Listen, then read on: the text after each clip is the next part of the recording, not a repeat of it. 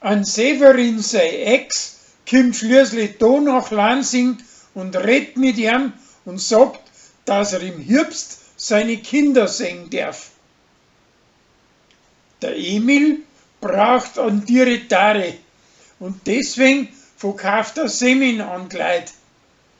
Drum geht bei der Leni und bei der Margot das Geschäft zurück und sie möchten ihn für ihr Geschäft arbeiten lassen.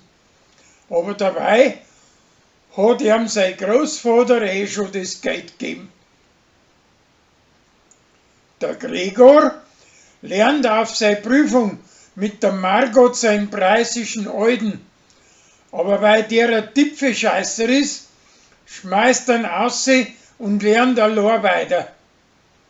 Uri bringt aber die zwei wieder zusammen.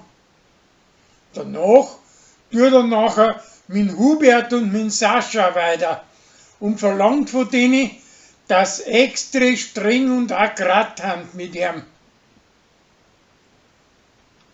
An Rolli, seine preisische Gespuse, kauft sie altmodische Unterhosen, die wo ihm nicht gefallen. Drum zieht er einen ganz altmodischen Badanzug an, aber das macht ihr nichts aus. Schließlich stellt sie nachher außer, dass sie die Unterhosen in Wirklichkeit für ihre Mutter gekauft hat. Der Philipp und der Chris verspielen beim Spickern gegen die Gabi und müssen sie nachher zum Deppen machen und damische Fetzen anziehen und sie 5-mal um den Brunnen umdrehen. Der Jakob, ein Jude und ein alter Spätze von der Uri, kommt zu ihrem 93. Purzeltag auf Lansing.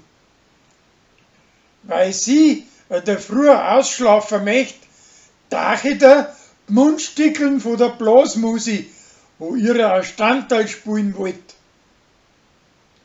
Sie möchte auch nichts feiern, aber er überredt's und schließlich essen und tanzen nachher alle im Biergarten. Das Bärli sagt zum Hummerl, dass Rabattpickeln nix wert sind. Wie er aber nachher sagt, dass man eine wirklich gute Bohrmaschine dafür kriegt, fängt der Heimli sein ein Samen an. Das fliegt aber auf und sie kauft ihm die rosarote Bohrmaschine. Der Sarah, seine preisische Alte, fängt als Kulfin beim Viechdoktor an. Aber das ist der anderen gar nicht recht.